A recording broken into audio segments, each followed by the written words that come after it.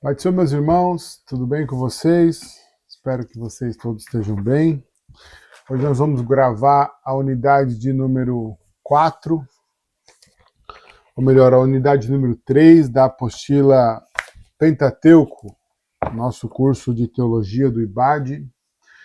E hoje nós vamos falar sobre a unidade 3, que fala sobre a libertação do povo de Deus, né? Essa unidade ela vai trabalhar o livro do Êxodo e o livro de Levítico, como quase todas as unidades, né? Normalmente a unidade ela é dividida em 5 capítulos. O primeiro capítulo é o mundo do Antigo Testamento, a unidade 3. Depois é a Terra Prometida, a geografia da Terra de Israel. No capítulo 3 nós vamos estudar sobre as línguas do antigo povo de Israel.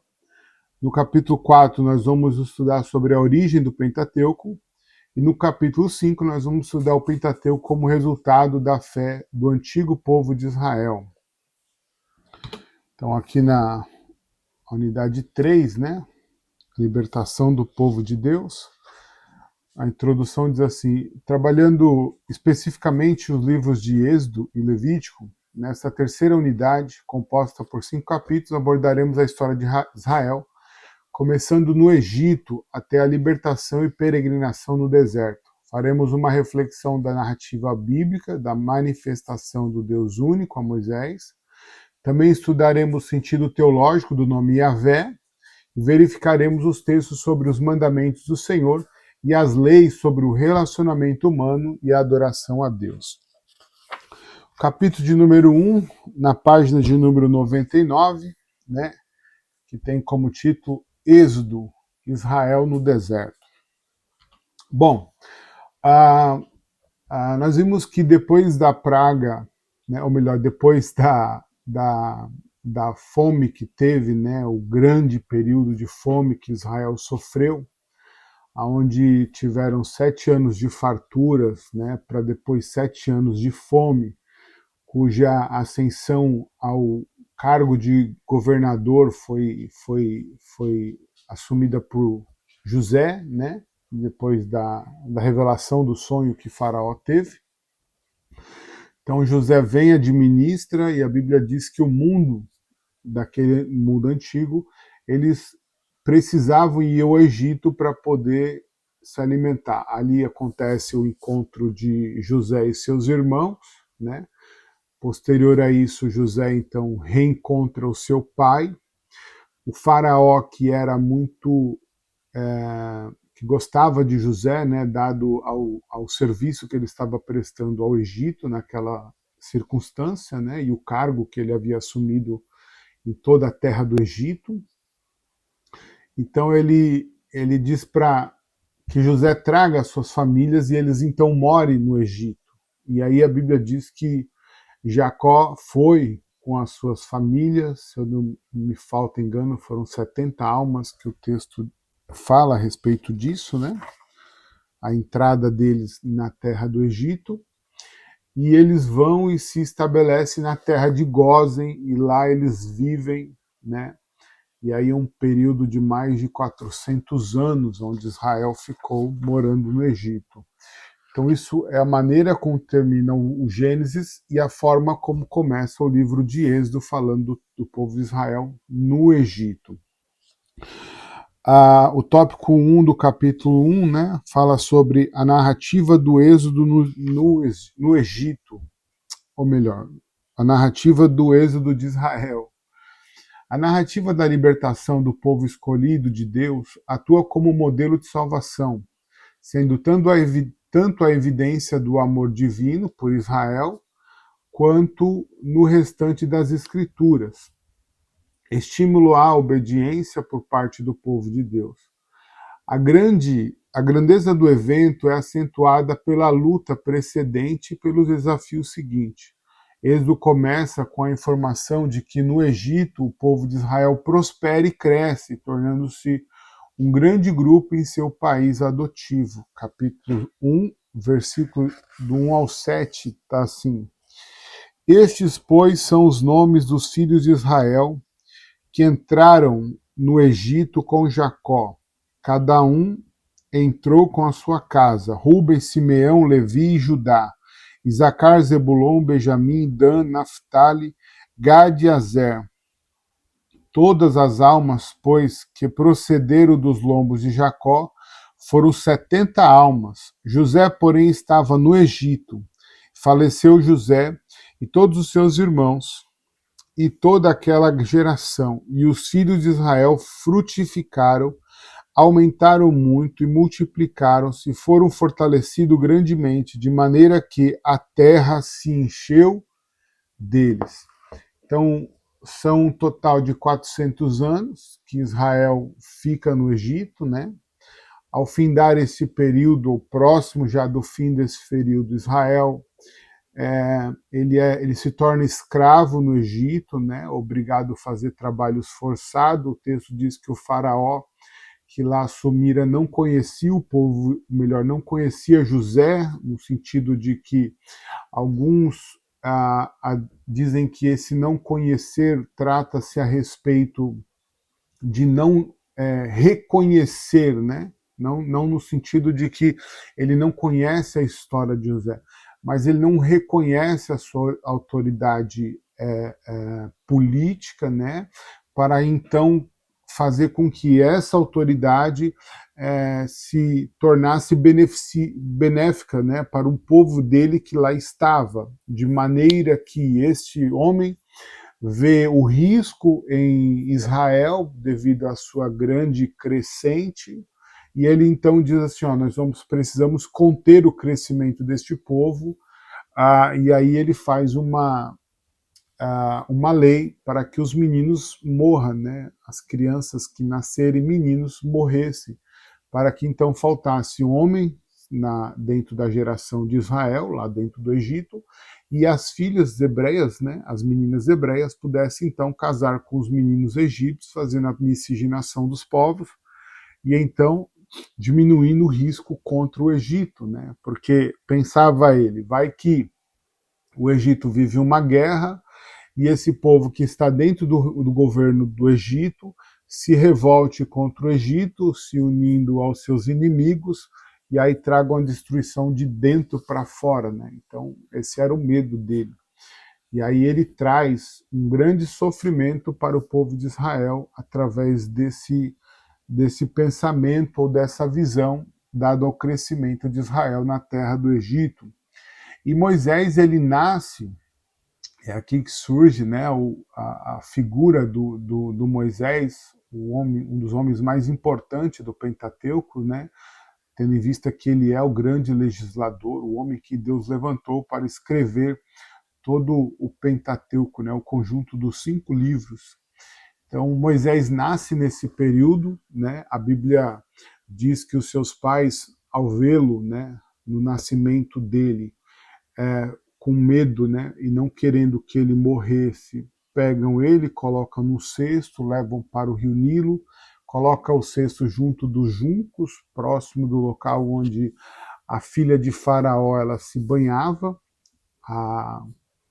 Então Moisés nasce, né, nesse período, mas muitas crianças, né, dos povos egípcios, ou melhor, hebreus, foram assassinadas por Faraó naquele período, trazendo um grande sofrimento para Israel, né?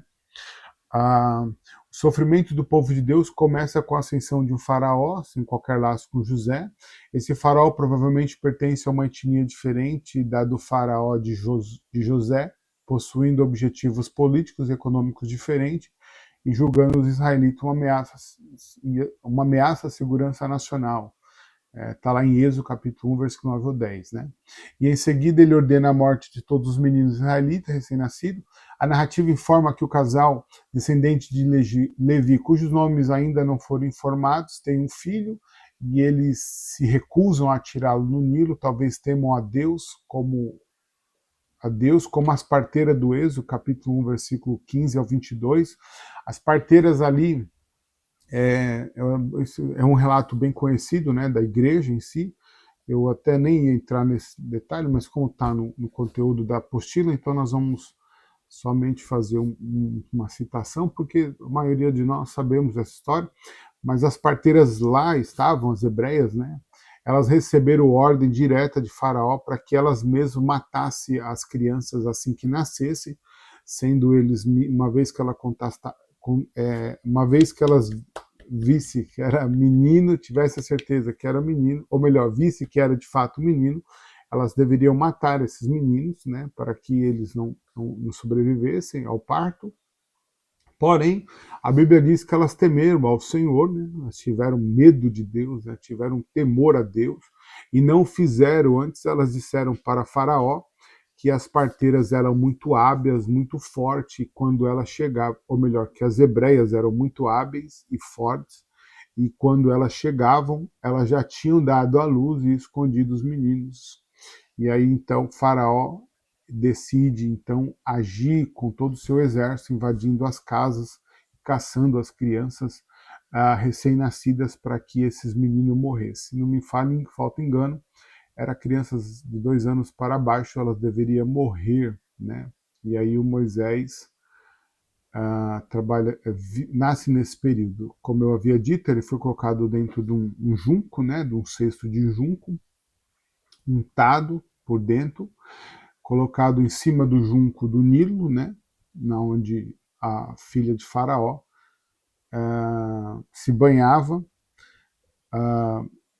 E aí Moisés é encontrado pela filha de Faraó, é criado por ela, né? A Bíblia diz que, o relato bíblico diz que a Miriam, né, que era irmã de Moisés, ela ficou observando, acompanhando, né, o desenrolar do cesto com o garotinho. Quando então ela vê que a filha, né, de Faraó encontra o menino, e aí fica feliz, né, também por causa da beleza que havia sobre o menino, né, e o cuidado de Deus sobre ele, né, porque só Deus poderia, né, fazer com que isso acontecesse. A Miriam se apresenta para ela, indica a sua mãe que estava amamentando, e ela assim o contrata, garante a segurança, né, da vida do menino, para que ele não seja morto naquela investida que Faraó assim fizeram. Moisés então é criado pela filha de Faraó, 40 anos ele fica no Egito, né? Porém, o entendimento bíblico é que Moisés sempre soube a sua origem, sempre soube de quem ele era, de fato, a sua origem de fato, e pensando ele que Deus havia considerado a vida dele para que ele pudesse então servir, né, como ajudador do seu povo diante do Egito, ele então, com os 40 anos, decide então se juntar ao seu povo para libertar o seu povo. Porém, a Bíblia diz que dentro desse acontecimento, ou por esses dias, Moisés encontra um egípcio maltratando um hebreu, e ao defendê-lo ele acaba tirando a vida daquele egípcio, enterra ele numa terra, né, enterra ele no deserto. No dia seguinte ele encontra 2 hebreus brigando, e ele vai falar com aqueles hebreus, e um deles olha para ele e fala assim: quem te colocou como príncipe sobre nós, ou como juiz sobre nós? Vai me matar como você matou o egípcio dias atrás, né, ou ontem? E aí o Moisés, diante dessa notícia, ele foge do Egito, vai lá para a banda de Midian, né, morar, e lá ele chega num poço, encontra umas moças apacentando ovelhas. A Bíblia diz que são as filhas de um moço chamado Jetro, um sacerdote daquele período, né, daquela região. Moisés é convidado a ir à casa dele, depois de defendê-las de alguns agressores no poço.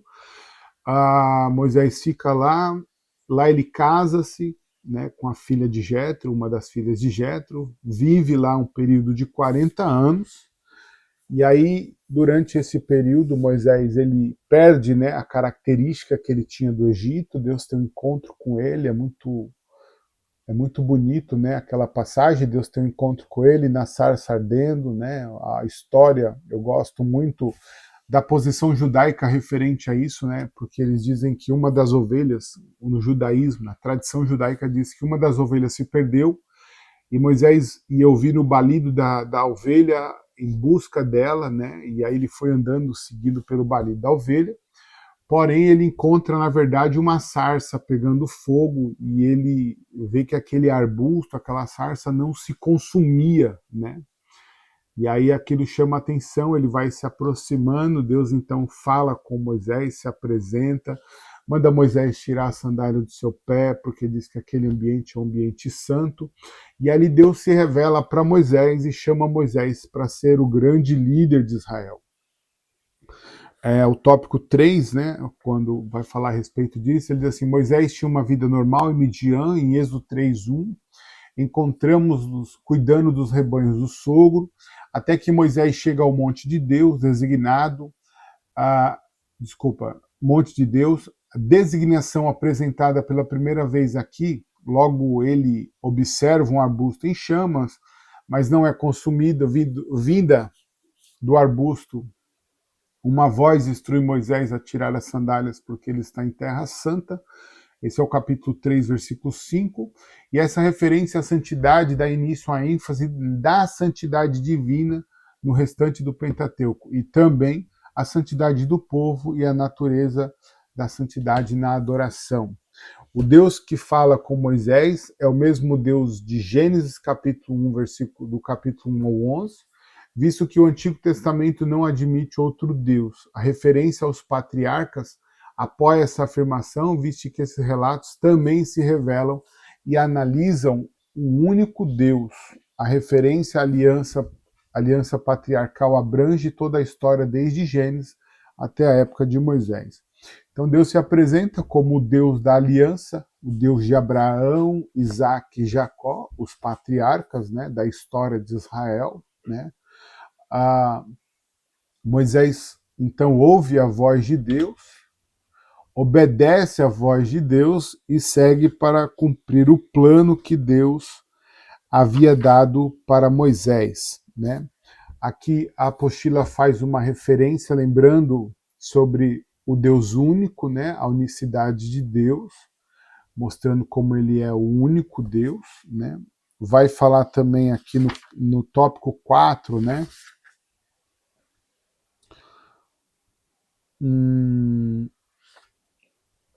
Não, ainda no capítulo 3, no tópico 3 ainda, ele vai falar assim, Deus que começou a nação israelita mediante o chamado de uma pessoa, promete livrar o povo pelo mesmo método. O chamado divino surpreende Moisés e este faz duas perguntas. Primeira pergunta, quem sou eu para apresentar-me a Faraó e tirar os israelitas do Egito?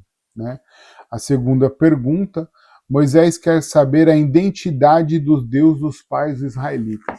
Então Moisés olha para si, conhecendo o faraó que lá estava, né, ou a linhagem dele, o pensamento dele, né, visto do sofrimento que ele causou a todo o seu povo e continuava causando. Moisés, quem sou eu, né? O problema não é quem é Moisés, o problema, a grande questão, na verdade, é quem é o Deus que está falando com Moisés, né? Que é o ponto central da segunda pergunta. Ele pergunta quem é o Deus dos israelitas. E Deus se apresenta, eu sou o que sou, né? Que aí usa como nome de Deus daquele tetragrama, o YH, o WH, né? Que significa, a pronúncia em hebraico é Yud He Vav He, que tem como tradução eu sou o que sou, eu sou o que você precisa que eu seja, ou seja, Deus diz para Moisés, sou eu quem falo contigo e eu sou aquele que pode fazer todas as coisas por você e pelo povo de Israel. Existe uma tradição rabínica, né, judaica, que eles dizem que quando Moisés chega diante de Faraó e Faraó pergunta, né, quem é que enviou, né, em nome de quem o Moisés está ali falando, e essa tradição rabínica diz que Moisés diz, eu estou aqui no nome do eu sou, né, Yud-He Vav-He, ou Eyeh Asher Eyeh, né, que é a pronúncia do eu sou que sou também. Aí diz que ele diz, o Eyeh Asher Eyeh, é mais ou menos assim a pronúncia, eu não sou muito bom em pronunciar, mas enfim. Essa expressão diz assim, eu sou o que você precisa que eu seja, né? E aí diz que quando o faraó ouve, né, segundo essa tradição rabínica, diz que quando o faraó ouve a pronúncia do Eier, Axé, Eier, ele cai do trono, né, porque nenhum trono subsiste diante do verdadeiro trono, do verdadeiro rei, ou do rei dos reis, que é o nosso Senhor. Então essa tradição rabínica diz que o faraó cai quando Moisés faz a pronúncia.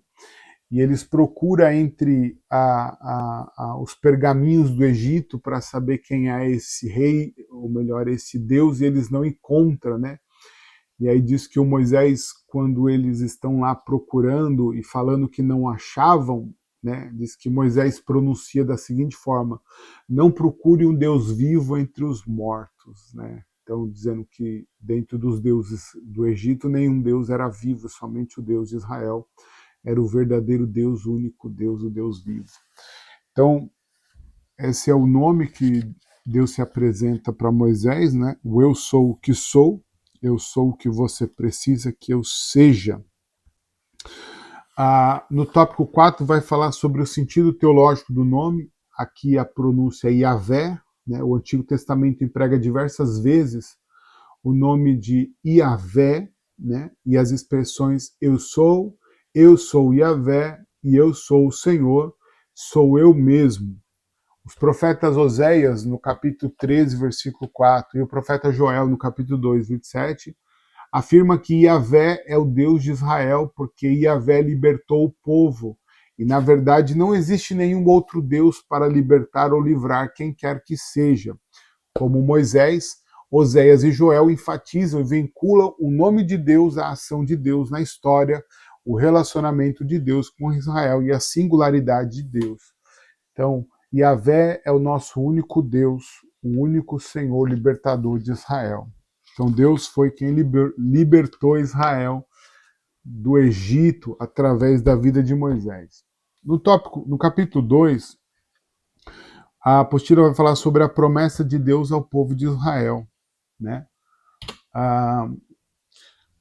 No capítulo 3 de Êxodo, Moisés diz que o Deus de toda a história decidiu dar forma à história imediata como a maneira de determinar o futuro. Em outras palavras, a história toda, passado, presente e futuro, funde-se nessa passagem. O que Moisés descobre no encontro com Yahvé sustentará a si mesmo e a Israel. Moisés foi instruído a contar aos israelitas que todos os compromissos da aliança logo se concretizarão. Deus também revela-se Senhor da história ao predizer a oposição do faraó à liberdade de Israel, ao comprometer-se a enviar pragas sobre os egípcios e ao prometer que Israel deixará o Egito enriquecido com a generosidade local, Êxodo capítulo 3, versículo 15 a 22. É interessante lembrar também que Deus falou isso para Abraão no capítulo 15 do livro de Gênesis, né?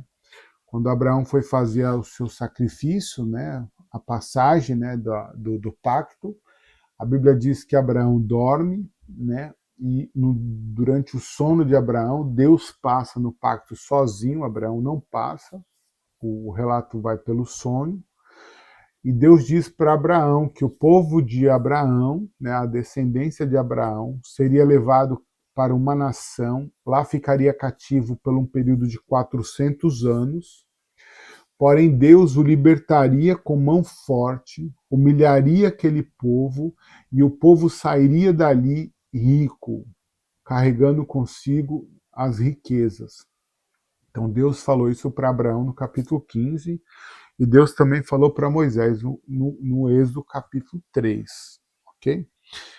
Vamos ler a parte do texto da Bíblia que diz assim, ó, e Deus disse mais a Moisés, assim dirás aos filhos de Israel, o Senhor Deus de vossos pais, o Deus de Abraão, o Deus de Isaque, o Deus de Jacó, me enviou a vós. Este é o meu nome eternamente, e este é o meu memorial de geração em geração. Vai e ajunta os anciãos de Israel e diz-lhes, o Senhor Deus de vossos pais, o Deus de Abraão, o Deus de Isaac, Deus de Jacó, me apareceu dizendo: certamente vos tenho visitado e visto o que vos é feito no Egito.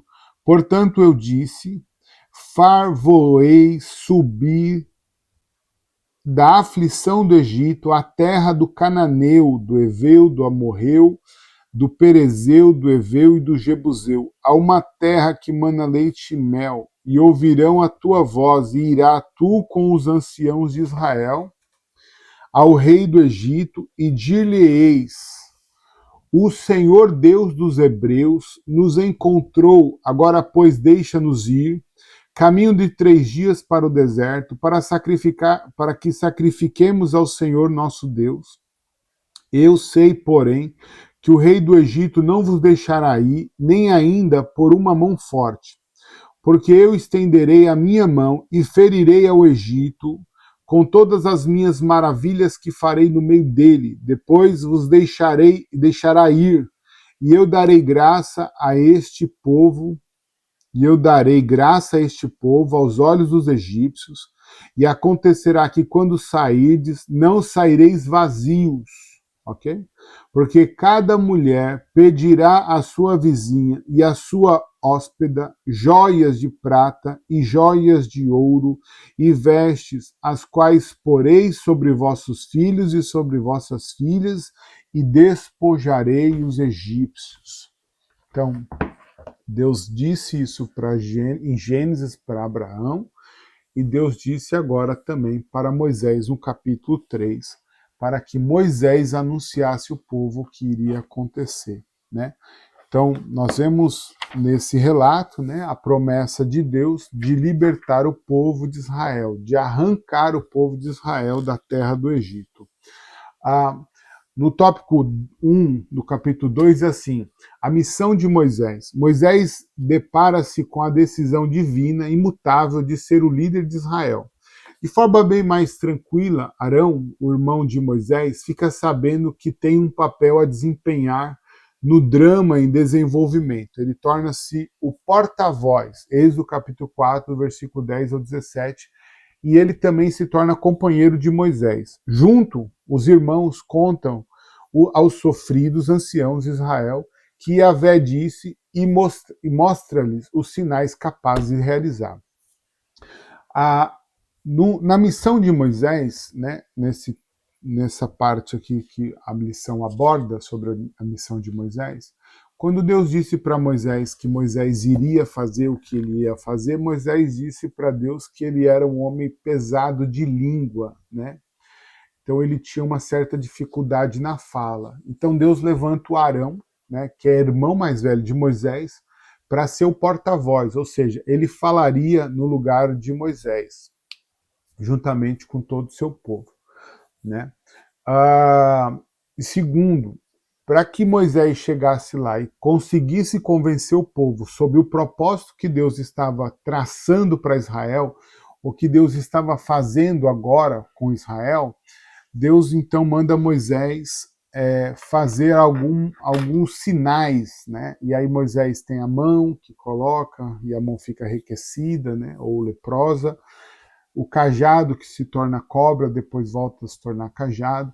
Então são sinais que Moisés faz para o povo de Israel, para que o povo então, tanto os anciãos de Israel quanto todo o povo de Israel, eles se aceita esse propósito, siga Moisés como libertador de Israel, como um porta-voz de Deus. Você lê, por exemplo, o capítulo 7 de Êxodo, quando Deus fala para Moisés, e eu acho isso muito lindo, ele fala assim para Moisés: eu tenho te posto como Deus sobre Israel. Então tudo que o povo falar para você, você fala para mim e eu vou fazer.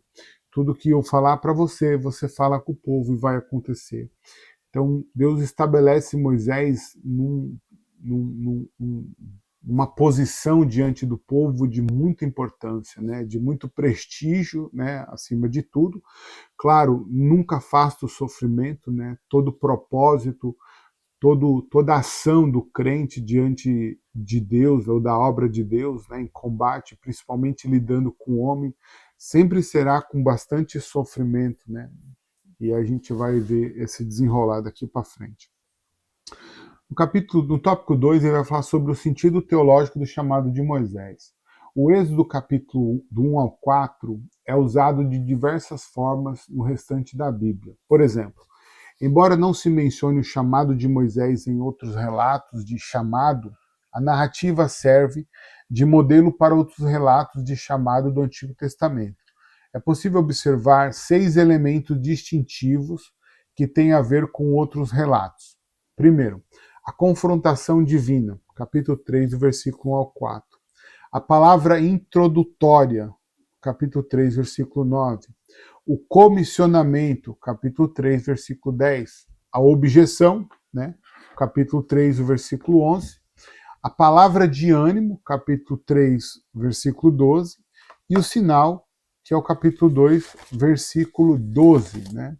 Então vamos ver o que esses versículos de fato estão falando e mostrar também as ações, né, que elas são apresentadas pela apostila. Então você pode abrir a sua Bíblia, Êxodo capítulo de número 3, do versículo 1 ao 4, e diz assim, ó, e apacentava Moisés o rebanho de Jetro, seu sogro, sacerdote Midian, e levou o rebanho atrás do deserto, e veio ao monte de Deus, a Horebe, e apareceu-lhe o anjo do Senhor em uma chama de fogo, no meio de uma sarça, e olhou, e eis que a sarça ardia no fogo, e a sarça não se consumia.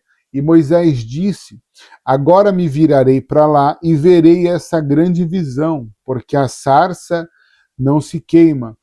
E vendo o Senhor que se virava para lá a ver, bradou Deus a ele do meio da sarça e diz, Moisés, Moisés. Ele disse, eis-me aqui.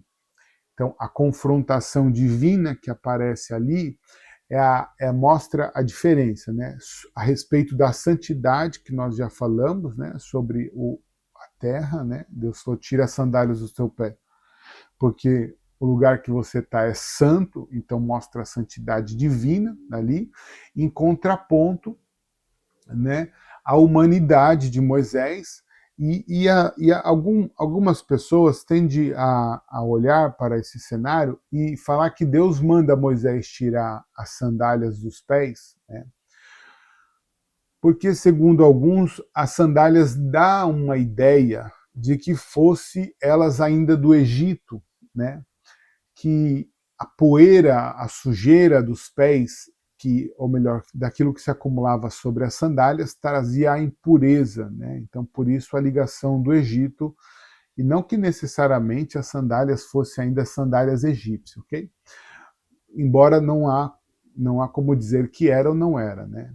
Pregando homileticamente dentro de uma homilia, tudo é aceito de forma tranquila.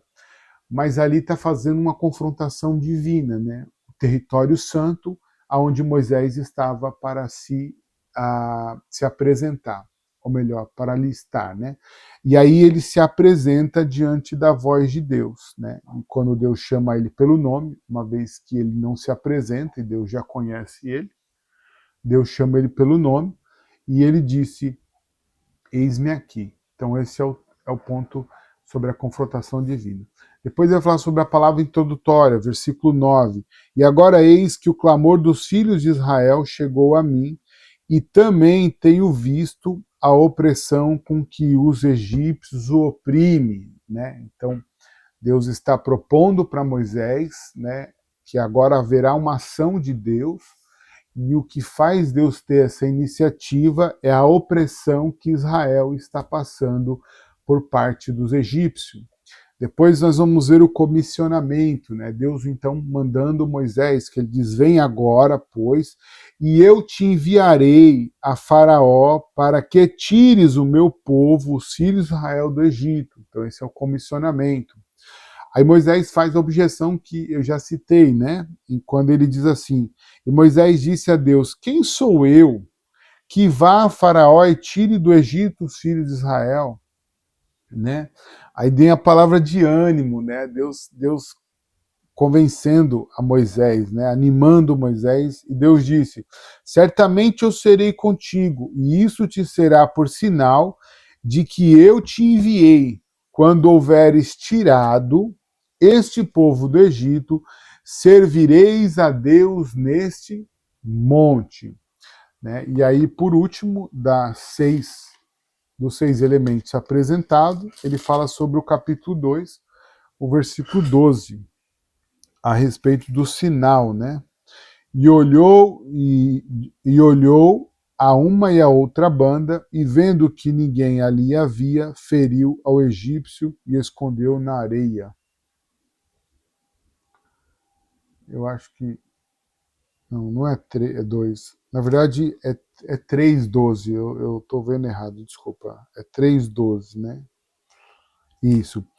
E isso te será por sinal de que eu te enviei. Quando houveres tirado o povo... É verdade, desculpa. É capítulo 3:12. Eu vi 2:12. Não, é o sinal de que eles voltariam e serviriam ao Senhor naquele monte, como sinal. E aí segue a nossa apostila, né?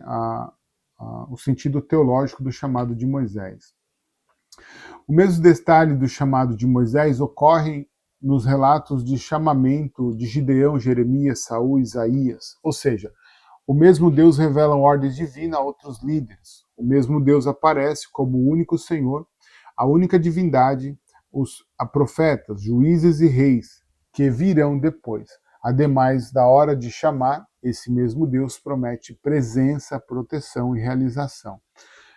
Então, dentro do chamamento de Moisés, né, no sentido teológico do chamado de Moisés, ou a exemplo dele, Deus assim o faz posteriormente, né, aos profetas, reis, juízes que virão na história de Israel, se mostrando como o mesmo Deus, o único Deus, verdadeiro Deus, né, que promete presença, proteção e realização.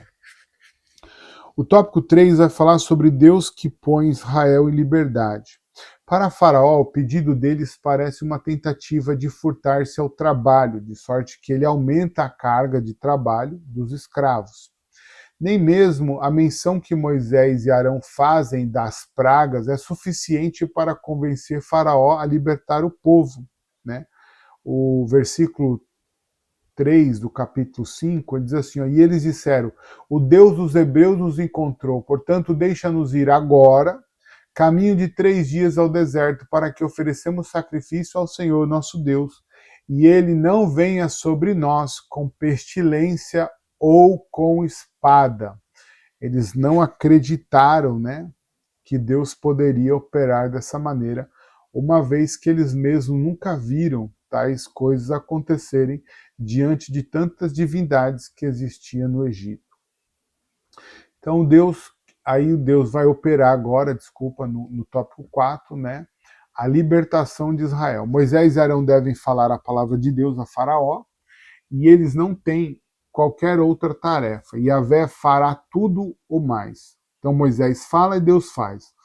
Assim que Moisés obedece às ordens, Deus envia 10 pragas que forçam Faraó a afrouxar o controle de ferro sobre o povo. As pragas mostram o poder salvador de Deus a favor de Israel e também funciona como meios de manifestação do juízo divino contra a obstinada refusa, né, do Faraó em deixar Israel sair do Egito. Ao mesmo tempo, elas são os meios de Yahvé instruir Moisés, o Faraó e seus respectivos povos acerca da identidade de Deus e da sua exclusiva afirmação divina. Êxodo capítulo 7, versículo 4. Então Deus envia 10 pragas, né, sobre a nação do Egito, né, 10 pragas. Essas 10 pragas, elas confrontam diretamente os deuses, né, do Egito, lembrando que a última praga que o Senhor manda, que é a morte dos primogênitos, Deus faz um cenário dentro do Egito, onde Israel está dentro de suas casas, com o sangue passado nas vergas e nos batentes da porta, né, com as famílias reunidas, comendo o que vem a ser chamado Pessá, né, ou a Páscoa, né, que fala da passagem do anjo da morte. e a casa que não tinha a marca do sangue, o filho primogênito morreria. E todo o Egito tem os seus primogênitos mortos, tanto os humanos quanto animais. Porém, na terra de Gósen, não há choro de morte, porque na terra de Gósen, Deus guarda o seu povo através do sangue nas portas. Mas a primeira praga é a praga de sangue. De manhã, né, Arão cita, né, anuncia essa praga. Está lá em Êxodo capítulo 7, do versículo 14 ao 25. A segunda praga é a praga das rãs, diante de Faraó. Todo o Egito fica dominado pelas rãs. Depois tem a praga dos mosquitos, né, que ela é breve, mas acontece de forma inesperada. Depois tem os piolhos, que é pela manhã, né? Depois tem o rebanho diante de Faraó, os rebanhos que morrem, né? Depois tem as úlceras, depois tem as chuvas de pedra, depois tem os gafanhotos, depois tem as trevas, né? Tudo se escurece, e por fim a morte dos primogênitos. São as 10 pragas. Lembrando que durante a execução dessas 10 pragas, a terra de Gósen ficou guardada pelo Senhor, ok? Israel não sofre os danos dessas pragas. Essas pragas somente são para os povos do Egito e para o seu faraó.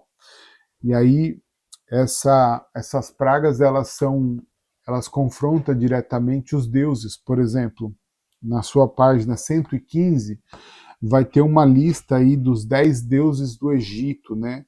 Hapi, Hecate, Keper, Hathor, Nut, Amon, Ísis, Serápia, Ram e o Taurete, né? E aí está descrito aí o que é cada deus, do que serve, ou para qual é a sua especialidade, né? Vamos assim dizer, né? E aí ela acaba confrontando de forma direta todos os deuses do Egito. Na verdade, é humilhando mesmo o Egito e cravando, né, o poder de Deus diante de todo mundo, né? Porque não há Deus senão nosso Deus. Ele é o único Deus justo e verdadeiro. A saída no tópico 5, né, que é vai falar sobre a saída do Egito, Deus liberta seu povo. Transportando os ossos de José consigo, Moisés e seus seguidores partem, mas são seguidos pelo faraó, cujo coração endurece uma última vez, né? A narrativa diz que quando os egípcios se aproximaram, Moisés orientou o povo a crer e ter fé no livramento de Deus mais uma vez. Isso está lá em Êxodo capítulo 14, versículo 13 e 14. Moisés disse ao povo: não temas, estais quieto e vede o livramento do Senhor que hoje vos fará, porque aos egípcios que hoje viste nunca mais vereis, nunca mais os tornarei a ver. O Senhor pelejará por vós e vos calareis. De forma conclusiva, Deus pretende demonstrar sua identidade, versículo 18, e atinge esse objetivo ao dividir o mar, permitindo assim que Israel atravesse e então afogando, né, no mar os egípcios em perseguição. Quando Deus abre o caminho no mar, Israel passa. O Egito pensa que pode passar também, né? Mas aí a porta que Deus abriu foi só para Israel passar e não para o Egito. E lá eles são afogados e mortos diante daquele grande cenário que Deus cria para libertar o seu povo de forma definitiva dos egípcios. No tópico 6 ele vai falar sobre o louvor de Israel, né, a Deus pela libertação. A comunidade toda de Israel oferece o primeiro de muitos de seus louvores a Yahvé nas Escrituras, devido à gratidão pelo que Deus fez a favor do povo, e este entoa um cântico de vitória que louva Yahvé como alguém mais poderoso que o faraó, o mar e as nações em geral. É importante a gente fazer essa observação aqui, porque Deus é um Deus gracioso, Deus é um Deus bondoso e misericordioso. Quando Moisés chega com o povo diante do Mar Vermelho, esse povo não estava confiante que Deus abriria aquele mar. Na verdade, Israel não tinha fé que Deus ia abrir aquele Mar Vermelho. Israel, na verdade, murmura, né, dizendo que Deus havia trazido eles para aquele momento e eles iriam morrer no deserto, né? E aí eles começam até a lembrar dos pepinos, das cebolas, enfim. Mas o Moisés manda eles se acalmarem e aí faz a travessia. E este mesmo povo que olhava para a dificuldade, estava murmurando, agora depois de vencer a dificuldade, né, e atravessar o mar, nós vamos ver esse povo agora cantando, né? E aí faz o relato do cântico de Miriam, né? Quando Miriam canta ao Senhor, né? Adora ao Senhor, e canta ao Senhor ali na sua... do outro lado com o pandeirinho dança, né? E faz aquele culto, como a apostila mostra, das muitas vezes que eles adorariam o Senhor. Mas o ponto que eu queria abordar aqui é que diante da dificuldade, Israel se mostrou incrédulo, né? Israel se mostrou incrédulo. Mas Deus não olhou para a incredulidade de Israel. Deus, na verdade, diante daquele cenário, Deus mostra a sua misericórdia e a sua graça e produz, ou melhor, e provê para o povo a libertação completa e definitiva do Egito. Glória a Deus. No tópico 7, vai falar sobre a teologia do Êxodo e do livramento divino, né? O livramento divino de Israel, em Êxodo, capítulo 1 até o capítulo 15, é citado em Êxodo 20, versículo 2, como uma experiência que serve de base para os 10 mandamentos e as leis casuísticas e cerimoniais que seguem. Desse modo, o grosso do Pentateuco depende da solidariedade relacional estabelecida entre Deus e Israel mediante o Êxodo. Mesmo após a morte da primeira geração de israelitas libertados, Moisés baseia nesses acontecimentos o relacionamento contínuo da nação, como povo de Deus, com Yahvé. A geração seguinte, Moisés declara que o amor pelo qual Deus elege ficou demonstrado na aliança com Abraão, Isaque e Jacó e também na derrota de Faraó. Então essa é a teologia do livramento. Depois no tópico 11, né, vai falar sobre o Deus que sustenta os escolhidos. Da mesma forma como aconteceu na narrativa do chamado de Moisés e nos relatos das pragas, Deus atende às necessidades de Israel por meios miraculosos. Yahvé informa Moisés que, do céu, Israel receberá pão e codornize para encher-lhes os estômagos. A substância com a aparência de pão é chamada de maná, um jogo de palavras hebraicas que significa o que é isso. Está lá em capítulo 16, do versículo 1 ao 16. Depois nós vamos ver no tópico 9 o conselho de Jetro a Moisés, né? Jetro contribui e consiste, né, em afirmações feitas na forma de confissão, de uma preocupação com o fardo de liderança sobre os ombros de Moisés. Ao ver a obra de Deus a favor de Israel, Jetro, como os israelitas de Êxodo 15, louvam o poder salvador e a incomparabilidade de Yahvé. O Jetro observa que Moisés julga a disputa o dia inteiro. Ele aconselha o genro a colocar juízes capazes, temente a Deus e honestos, como chefe de 1000, chefes de 100, chefes de 50 e chefes de 10. E dessa forma Moisés cuidará pessoalmente apenas dos casos difíceis. Está lá em Êxodo capítulo 18, do versículo 22 ao versículo 23. Ainda agora no tópico 10, ele vai falar sobre a aliança de Deus com o seu povo. Deus propõe um novo relacionamento com o seu povo. O propósito do relacionamento é estabelecer uma aliança com toda a nação, né? O versículo 5 do capítulo 19 diz assim: agora, pois, se diligentemente ouvires a minha voz e guardares a minha aliança, então sereis a minha propriedade peculiar dentre todos os povos, porque toda a terra é minha. Anteriormente, Deus fizera uma aliança com Noé, Gênesis capítulo 9, com Abraão, Gênesis capítulo 12, e agora em Êxodo, Deus está propondo uma aliança com todo o povo de Israel.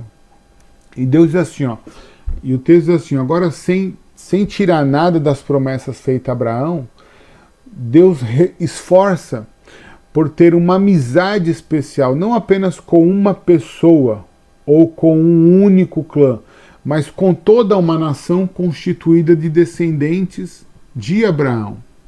Então, o que Deus está propondo para Israel, aqui no tópico 10, é de fazer de Israel, né, essa aliança que Deus estava estabelecendo com Israel, era de fazer com Israel que Israel se tornasse a nação sacerdotal do mundo. Então, o que Deus estava propondo para Israel é que Deus seria não só o Deus de Moisés, mas Deus seria o Deus de Israel. E aí, como é que nós desenvolvemos esse pensamento? Por exemplo, toda vez que Deus queria falar com Israel, Deus falava com Moisés, para Moisés falar com Israel. E o que Deus estava propondo? Agora eu vou falar com todos vocês. Isso está lá no Êxodo capítulo 19 e capítulo 20. Deus chama Moisés e diz assim: Moisés, chama o povo, santifica o povo, manda o povo se consagrar, manda o povo se limpar, manda o povo se lavar, porque amanhã pela manhã vocês vão subir um monte, e lá no monte eu vou descer e eu vou falar com toda a nação de Israel. E todo o povo de Israel vai ouvir a minha voz. E o povo, quando ouviu aquilo, ficou feliz demais. E o povo falou: não, é isso mesmo, Moisés, vamos que vamos. E o povo começou a fazer a santificação e a purificação. Só que enquanto ele se purificava, Moisés subiu o monte. E toda vez que Moisés subiu o monte, o povo de Israel ficava no acampamento, olhando para o monte, e eles viam o monte recebendo uma nuvem espessa, escura, eles viam trovões, eles viam como que se a terra tremesse, no sentido de ter um terremoto, né? Então eles viam que em cima do monte acontecia alguns sinais assim vindo da natureza, de maneira que eles ficaram com medo, eles tinham medo do trovão. Moisés também tinha medo. A Bíblia em Êxodo, melhor, se eu não me engano, Hebreus diz que Moisés ficava aterrorizado para poder entrar na escuridão, porque Deus não se revela, Deus apresenta-se na escuridão, porque ninguém pode ver Deus. Então Deus se manifesta no meio das nuvens, na escuridão mesmo da nuvem. E aí o povo ficou com medo, e a Bíblia diz que o povo chamou Moisés e falou assim: ó, Moisés, a gente gostou muito dessa história aí de a gente fazer essa aliança com Deus, mas a gente prefere ficar mesmo que você seja o nosso intercessor mesmo e o mediador. Então vai lá você, sobe lá, fala você com Deus, e tudo que Deus falar para você, você desce e fala conosco. O texto diz claramente, irmãos, que o povo ficou com medo de morrer diante de Deus, ou de que Deus matasse. Então o povo renuncia a essa aliança. Por renunciar a essa aliança, Deus então muda o sentido, baixa o nível, né? E aí Deus fala o seguinte: então tá bom, já que vocês não querem ser uma nação sacerdotal, vocês serão uma nação tribal, cuja uma das tribos será o sacerdócio que dominará sobre vocês. E assim começa então desenvolvendo, né, a parte religiosa no meio da nação de Israel. Então o tópico 11 vai falar sobre o Deus Santo que se manifesta. As cenas do capítulo 19 de Êxodo deixam bem clara a ênfase do capítulo da santidade e transcendência de Deus. A necessidade de Israel consagrar-se a si mesmo antes de encontrar-se com o Senhor. O fato de Yahvé dizer a Moisés para manter o povo a uma distância respeitosa do monte da manifestação de Deus destaca a santidade ou a condição separada de Yahvé. A menção tanto da maneira como Deus desceu sobre o monte, quanto das sucessivas descrições das manifestações físicas dessa descida, ressalta a transcendência divina, ou seja, sua condição de ser totalmente outro. Agora nós vamos falar sobre a aliança que Deus estabelece com Israel. Depois de enfatizar a santidade e a singularidade do caráter divino e de assimilar claramente o propósito e função de Israel dentro da aliança proposta, o texto começa a expor os conteúdos dessa aliança e apresenta-se dois tipos de leis: mandamentos e leis casuísticas. O Deus que escolheu e formou Israel oferece agora a instrução básica por consequência da aliança, né? Então essa aliança foi o que eu falei, quando Deus desenvolve então Israel na questão religiosa, e Deus então estabelece as suas leis, né, sobre Israel. Essas leis são leis cerimoniais e leis civis, né, ou seja, responsabilidade humana, né, tanto diante do seu próximo como diante de Deus.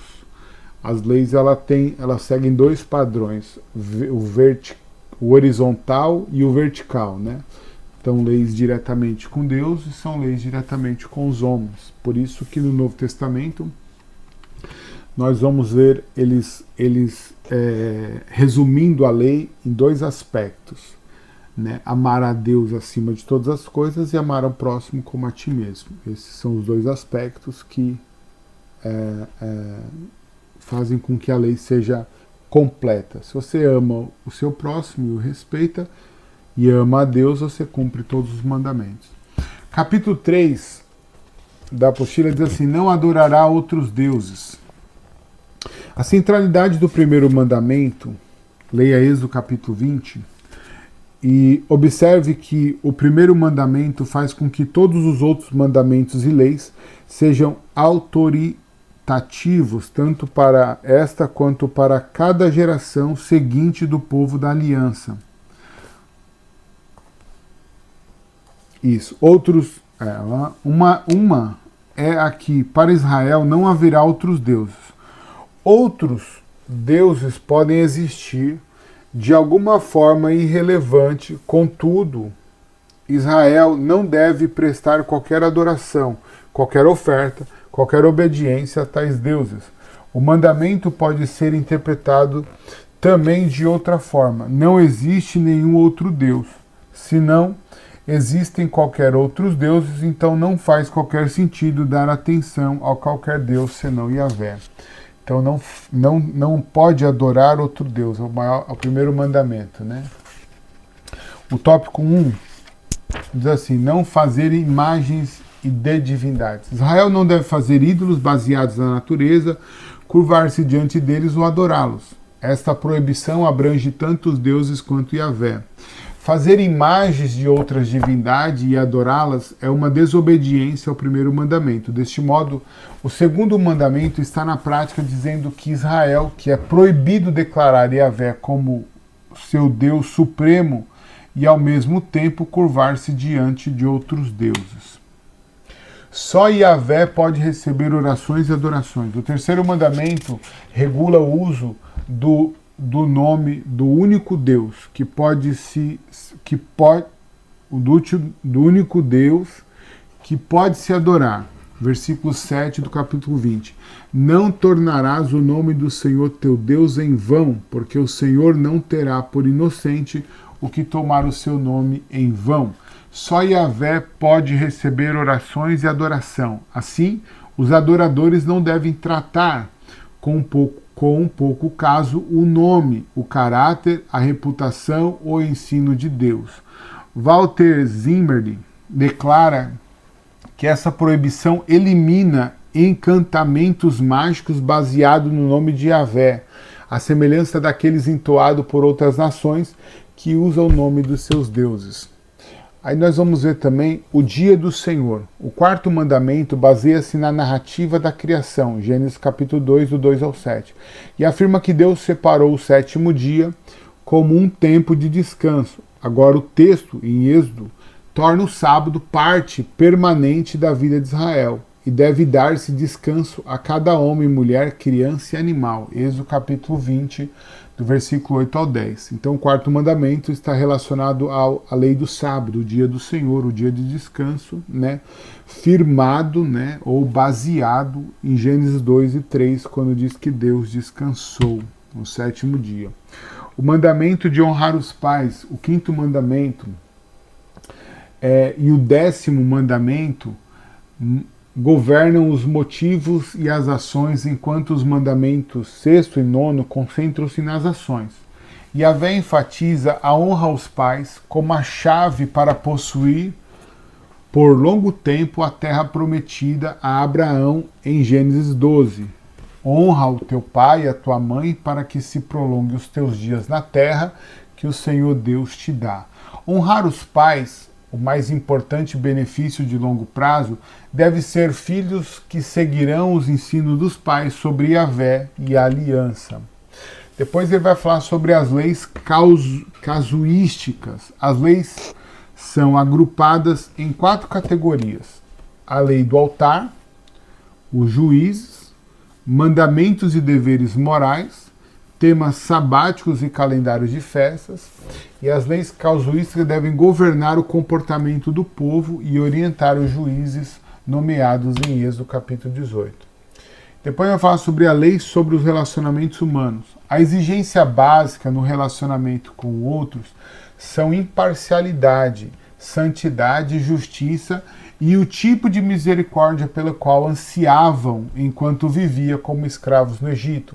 Em cada situação, dá-se proteção à vítima e ao fraco. Por exemplo, hebreus e hebreias podem ser comprados como serviçais, mas devem ser tratados aceitavelmente e depois de 6 anos pode escolher ir embora ou ficar.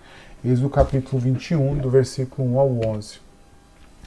O período de descanso e adoração ao único Deus. O princípio de descanso sabático inclui o descanso a cada 7 anos para a terra, indicador da necessidade de deixar as pessoas, a terra e até mesmo a economia nacional se recuperar. Êxodo capítulo 23, do versículo 10 ao 12, diz o seguinte: Também 6 anos semeará a tua terra, recolherá os seus frutos, mas ao 7º a dispensará e deixará descansar, para que possam comer os pobres do seu povo, e da sobra como os animais do campo. Assim farás com a tua vinha, com teu olival, 6 dias farás os teus trabalhadores, mas ao 7º dia descansará, para que descanse o teu boi e o teu jumento, e para que tome alento o filho da tua escrava e o estrangeiro. Então, o sábado, como dia da semana, o 7º dia da semana, era descanso para o ser humano. E o sábado, o sabático, ou melhor, o ano sabático, que era o 7º ano, era o descanso da terra, onde a terra deveria descansar, né, e produzir por si mesmo, e assim comia os pobres daquela terra. Porém, a terra não seria trabalhada. Era uma lei de Deus, né, sobre o povo de Israel para que a terra pudesse descansar. Esse era o ano sabático. As exigências e promessas de Yahvé, o tópico 8. Como retribuição à sua fé e obediência, Israel receberá a terra prometida há muito tempo. Uma vez mais, o elemento-chave para o recebimento da promessa é a aderência exclusiva a Yahvé. Êxodo 23, 24 diz assim: Não te inclinarás diante de seus deuses, nem os servirá, nem farás conforme as suas obras. Antes os destruirá totalmente e quebrará todas as suas estátuas, pois só Yahvé consegue operar os milagres necessários para alcançar sucesso. Essa exigência de Deus é porque toda a lei ela se dá e escrita, né? Ela é apresentada ao povo durante o deserto. Então, durante o deserto, o que Deus está fazendo com o povo de Israel é educando o povo na lei apresentada por Moisés e sendo ensinada todos os dias ali por Moisés, como também libertando Israel daquelas práticas do Egito, porque, afinal de contas, foram 400 anos que eles ficaram inseridos dentro de uma cultura. Então o que Deus estava fazendo era limpando Israel do Egito, tirando todas as agruras do Egito e colocando neles a lei de Deus. Então o que Deus está dizendo, quando vocês entrarem na terra, certamente vocês encontrarão lá as estátuas de outros deuses, né, dos povos que lá estão. E o que vocês devem fazer com isso? Vocês devem destruir, vocês não podem se inclinar diante desses deuses. Vocês não devem prestar nenhum tipo de adoração a eles. Vocês devem destruir totalmente todos esses deuses, porque vocês devem adorar somente a Yahvé, somente a Deus, né? Era o que Moisés estava ensinando pelas exigências de Deus, juntamente com as suas promessas, ok? O tópico 9 vai falar sobre a teologia da aliança. Não existe registro de nenhuma outra nação no mundo antigo que teve firmado uma aliança com o seu Deus. Israel foi verdadeiramente eleito. Yahvé era suficientemente soberano para controlar a situação e suficientemente amoroso para desejar ficar amarrado às obrigações de um relacionamento de amizade com os descendentes de Abraão. Essa soberania e amor juntam-se para combater o problema do pecado. É interessante que o judeu, ele olha e ele entende que esta aliança ela é muito pesada para o ser humano, né? Muito pesada para o ser humano. O judeu tem essa consciência. E quando alguém quer se converter ao judaísmo e procura uma sinagoga e lá conversa com os judeus para se tornar um judeu, né? Um prosélito, os judeus tentam convencer ele a desistir disso. Diz, vocês não precisam desse fardo. Esse fardo é nosso. Essa aliança é nossa. E para eles isso diz a respeito do fardo porque eles têm um ritual muito grande a ser cumprido, né? Então essa aliança que eles tinham sobre eles estava acompanhada de muitas obrigações. Hoje nós também temos a nossa aliança com Deus e as nossas obrigações diante de Deus. Não cerimoniais, porque Cristo já cumpriu todas elas. Mas nós temos hoje o compromisso da fidelidade e da santidade diante de Deus, que nós devemos cumprir, de uma entrega total de coração e alma, bem como também sobre os nossos bens, de entregar ao Senhor, por exemplo, a 10ª parte dos nossos ganhos, né? De contribuir com as nossas ofertas, de fazer os nossos momentos de consagração, jejum, oração, a dedicação na palavra de Deus, né? O cuidado, a busca de Deus, a santificação no mundo, se abstendo das coisas deste mundo, né? Por exemplo, ainda para nós não podemos adorar outros deuses, nem nos curvarmos diante de outros deuses. E deuses aqui, no tempo em que nós estamos vivendo, ele não é só Deus, uma estátua ou uma imagem que foi criada por alguém, diz assim, esse aqui é um Deus, adora ele. Não. São deuses e altares que nós temos erguidos durante as nossas vidas, aonde nós temos priorizado eles mais do que a Deus. Então nós devemos entender isso, que nós temos uma aliança também. É a graça, mas é uma aliança. Aliança com Cristo. A graça, na verdade, ela não facilitou mais o compromisso do cristão. Na verdade, ela aprofundou mais esse compromisso. Porque agora a nossa vida ela é baseada somente pela fé, né? É andando na fé, seguindo pela fé, melhor dizendo, né? E crendo na fé. Paulo disse, não foge agora o texto, mas Paulo disse que nós andamos e vivemos pela fé, né? Viver verdadeiramente pela fé em Deus e não através de rituais. O tópico 10 vai falar sobre o tabernáculo, centro de adoração do povo de Israel. Esse capítulo de Êxodo, capítulo 25 ao 31, apresenta a presença de altares, sacrifícios e festas, também implica a expectativa de que sacerdotes facilitarão a adoração. Esta seção de Êxodo fornece instruções sobre o centro de adoração e os sacerdotes ministrantes. O texto informa que Deus habitará no meio do povo escolhido, isto é, estará com ele todos os demais, estará com ele. Todos os detalhes sobre o centro de adoração e o sacerdote derivam deste tema.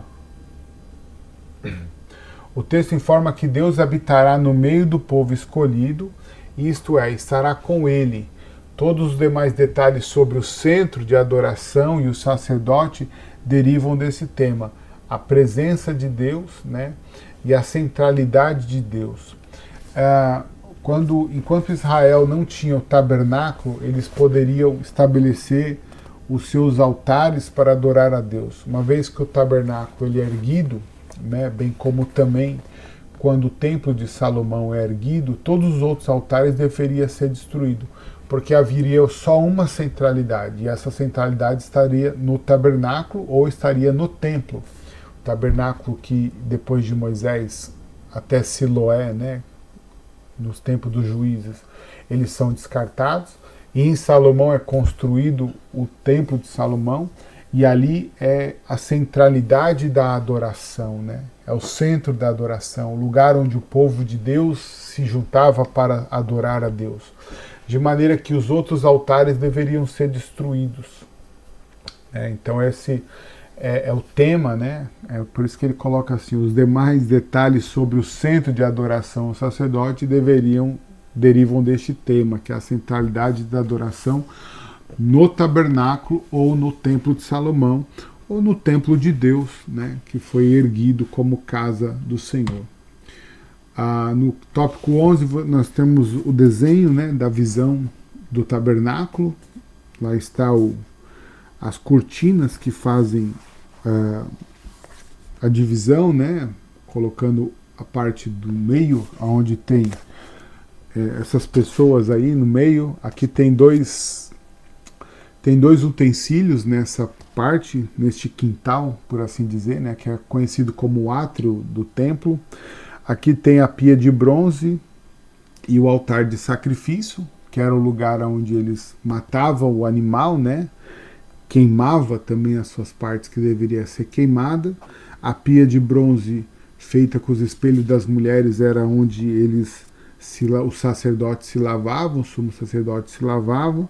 Depois você vai ver aí que tem um cômodo grande, né, um cômodo grande que é dividido com véu, que o primeiro lugar é o lugar santo, né, onde tem 3 utensílios. À direita tem a mesa dos pães, quando entra.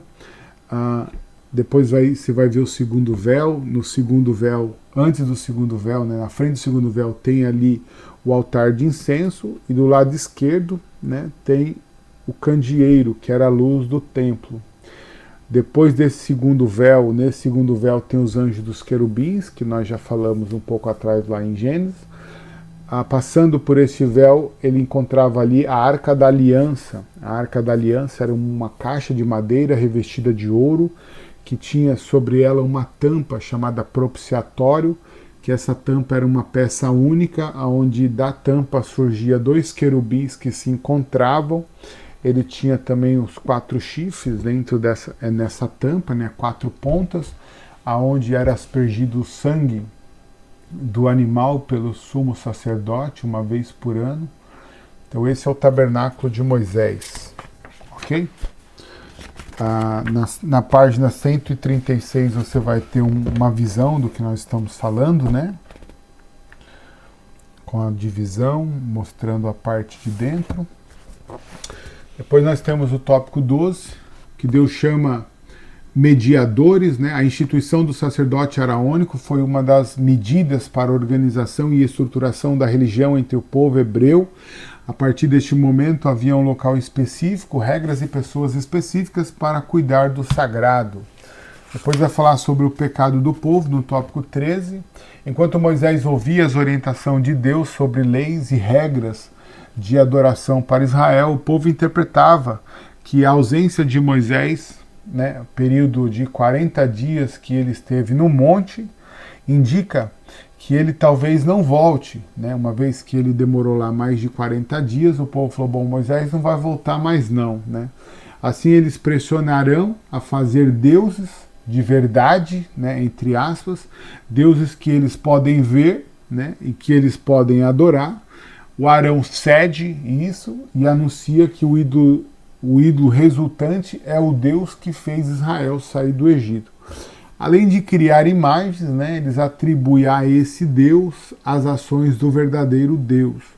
O que faz com que Deus fique muito bravo, né? O resultado dessa obra que Arão fez, segundo ele diz que juntou o ouro e saiu um bezerro de ouro, né? O bezerro de ouro, na verdade, irmão, era um ídolo que tinha no Egito. Isso era uma arte egípcia de adoração, né?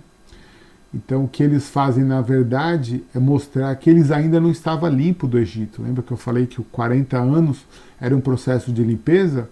Então aqui prova que eles não estavam limpos ainda, eles ainda faziam as obras de acordo com o Egito. O povo escolhido, né?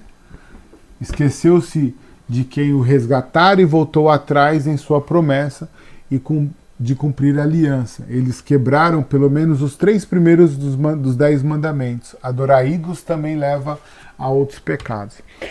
Aí Moisés estava no monte, lembra? 40 dias Moisés ficou, eles achavam que Moisés não ia descer.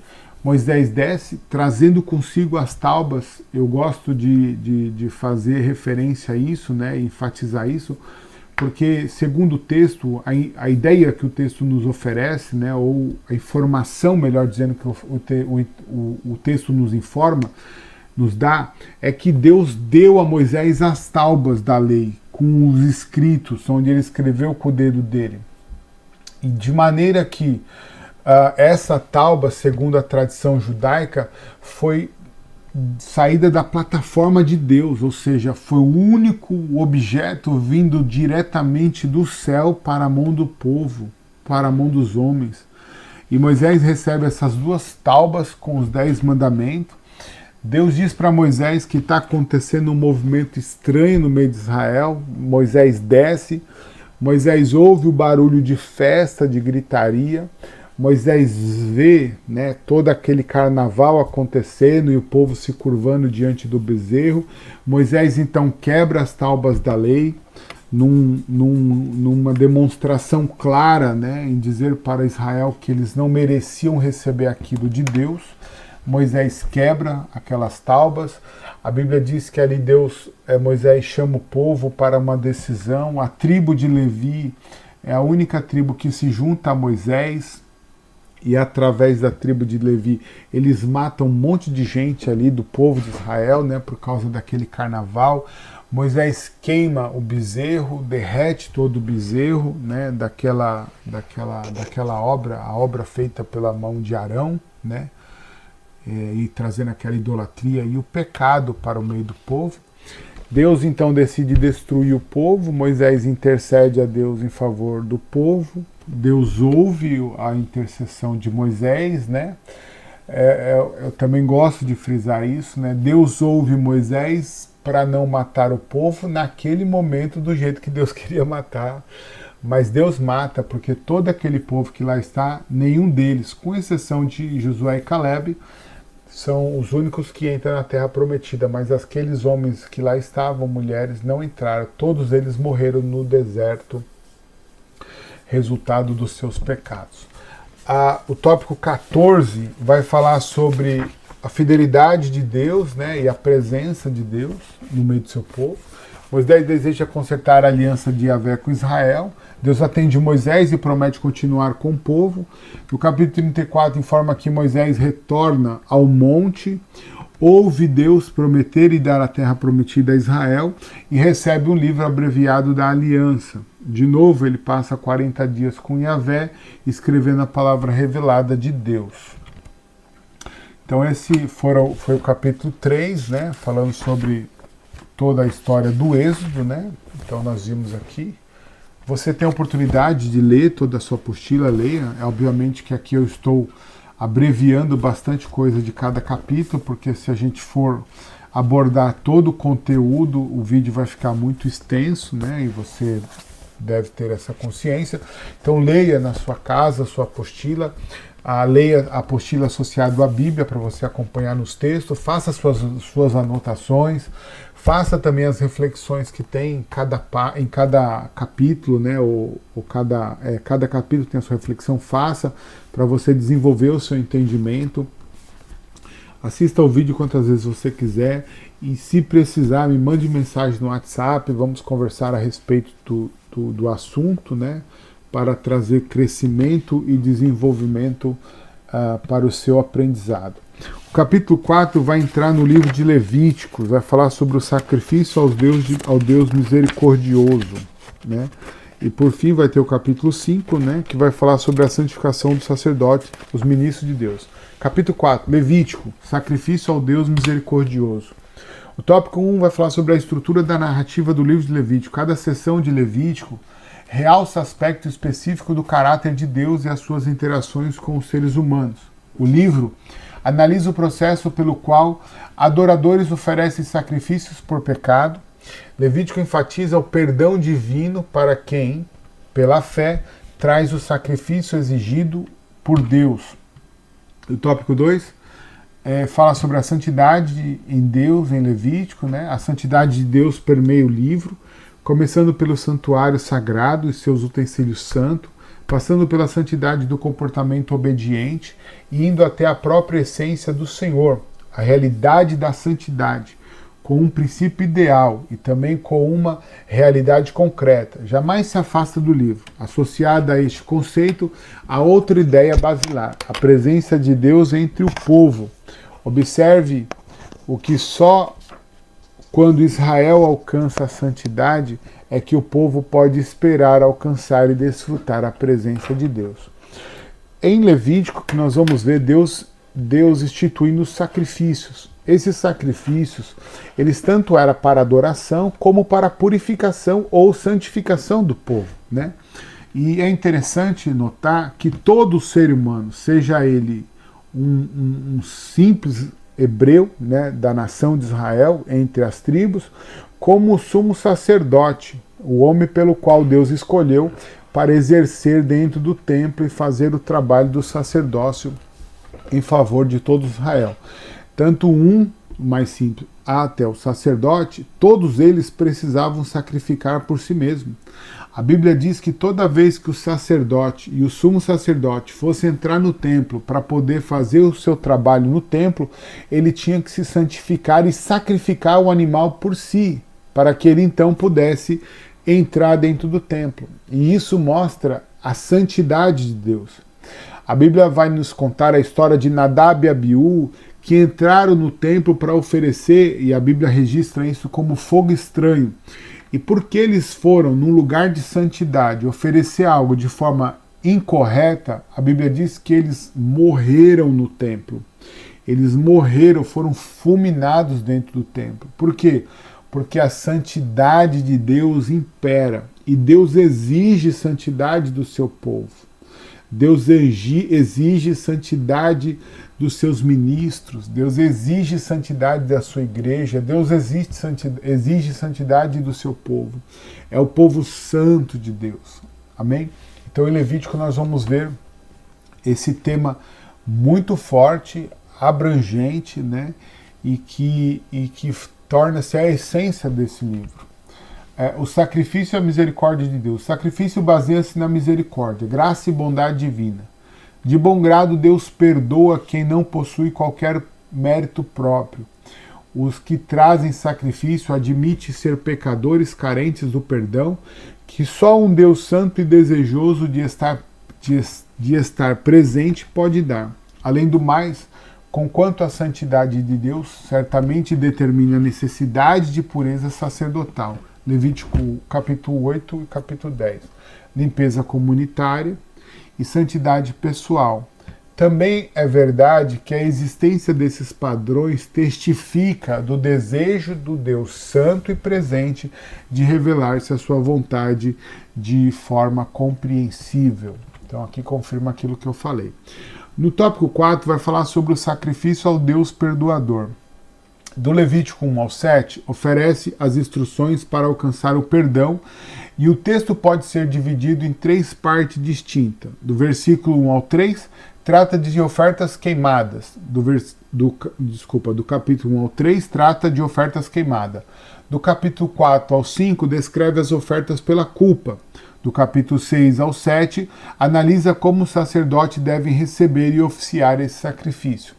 Cada tipo de oferta tem um propósito específico. Cada oferta é de natureza substituinte e é também instrutiva para o ofertante. Ou seja, quando o ofertante ele peca, e é o pecado dele que leva à morte, então quem tem que morrer é ele, por causa do pecado. E o que Deus faz? A substituição. Em vez de morrer o pecador, tem uma vítima que morre no lugar do pecador, e aí Deus recebe o sacrifício através de um animal. E aí este animal é de acordo com a condição do pecador. Pode ser pombinha, pode ser o gado miúdo, pode ser o gado graúdo. Gado miúdo seria as ovelhas, os bodes, né? E o gado graúdo seria os bois, né? No caso, os bois. A parte 5 vai falar sobre a oferta do pecado. Ofertas pelos pecados devem ser trazidas por indivíduos, sacerdotes, toda a comunidade e líderes. Qualquer um desses tem um potencial de quebrar os mandamentos de Yahvé e incorrer em culpa. Assim que tem a consciência dessa culpa, cada pessoa ou grupo traz, dependendo de sua condição financeira, o animal ou a comida necessária, o que Deus aceita como propiciação, que resulta em perdão. Então, só confirmando o que eu disse agora há pouco. A oferta pela culpa. A oferta pela culpa tratam de pecados que são contra Deus e o próximo e que exige restituição. O perdão não é sem preço em quaisquer desse sacrifício, mas a oferta pela culpa implica o mais custoso de todos. Aqui a propiciação ocorre por meio da oferta apropriada e do pagamento à parte ofendida, o que indica que o processo de confissão deve ter alcance tão amplo quanto o próprio pecado cometido. A teologia do pecado, né, e sacrifício. Levítico define pecado como fazer o que os mandamentos divinos proíbem. Israel não está em condições de decidir o que constitui pecado, pois seu passado recente indica sua incapacidade de fazer o que é certo.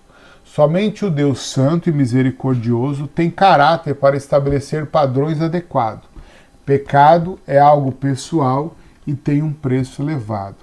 Então, dentro da soterologia, ou melhor, da teologia do pecado, né, que é a hamartiologia, essa é a doutrina do pecado, que nós vamos estudar na matéria de teologia sistemática, nós vemos que o pecado ele tem as suas consequências. No caso de Israel, eles tinham o sacrifício, e como eu disse, devido à condição de cada pecador, né, de cada pessoa que havia pecado, ela oferecia o seu sacrifício. E aí este pecado, ele tanto está associado como pecar diante de Deus. Então ele pecou diante de Deus, ele tinha que oferecer um sacrifício para Deus. Mas se ele pecou diante dos homens, ele tinha que repor esse pecado diante dos homens. Por exemplo, fez um negócio mal feito, então ele devia repor aquele negócio mal feito. Às vezes tinha multa sobre aquilo, ele tinha que, por exemplo, se o acerto era 10, não vou citar um acerto de fato, mas se o acerto era 10 e foi errado, então ele tinha que devolver 20, né? Duplicando a quantia daquele acordo. Se ele matou um animal de alguma pessoa e esse crime, né, ou esse delito, ou esse acontecimento foi de forma involuntária, ele deveria também repor o animal daquela pessoa.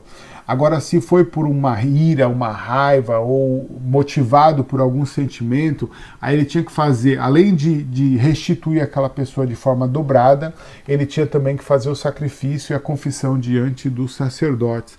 E tudo era tratado diante dos sacerdotes, tá bom? Aí nós vamos estudar agora o capítulo de número 5. Capítulo 5. Santificação dos sacerdotes, ministros de Deus. Página de número 153. A partir do capítulo 8, Levítico apresenta as diretrizes do Senhor para os sacerdotes. Inicialmente mencionado em Êxodo capítulo 29, do versículo 1 ao 37, essas instruções mostram que os ministros de Deus devem ser separados para servir a um povo separado.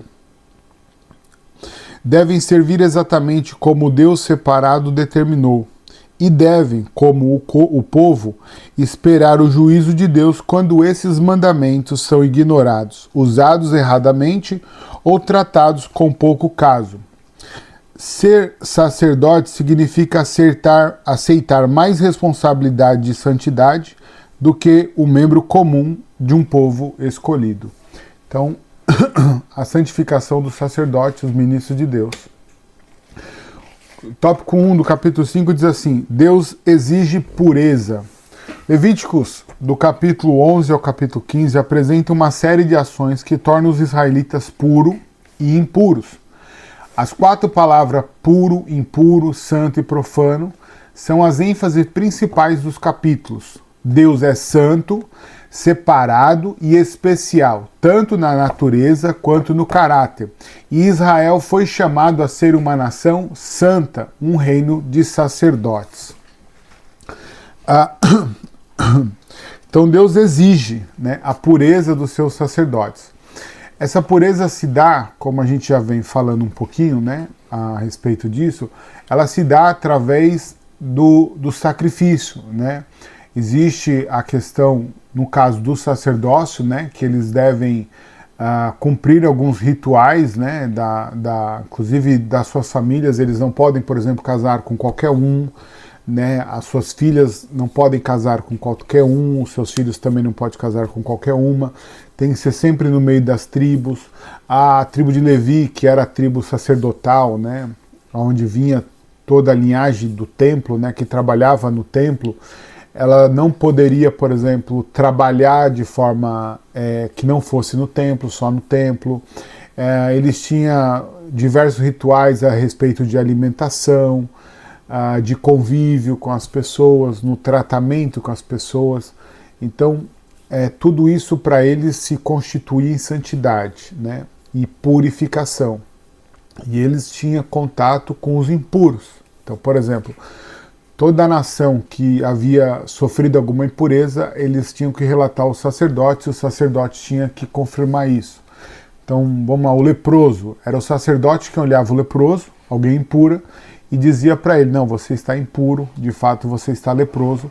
Ele tinha que ir na casa, fazer o ritual de purificação, para poder libertar aquela pessoa. Era o sacerdote que ia até os leprosários para poder cuidar dos leprosos, alimentá-los e tudo mais. Então existia essa questão de pureza na parte deles em todos os aspectos da vida dele, desde a roupa às práticas, e os pensamentos deles todos deveriam ser de forma delinear, né, voltados para a pureza e para a santificação ou a purificação.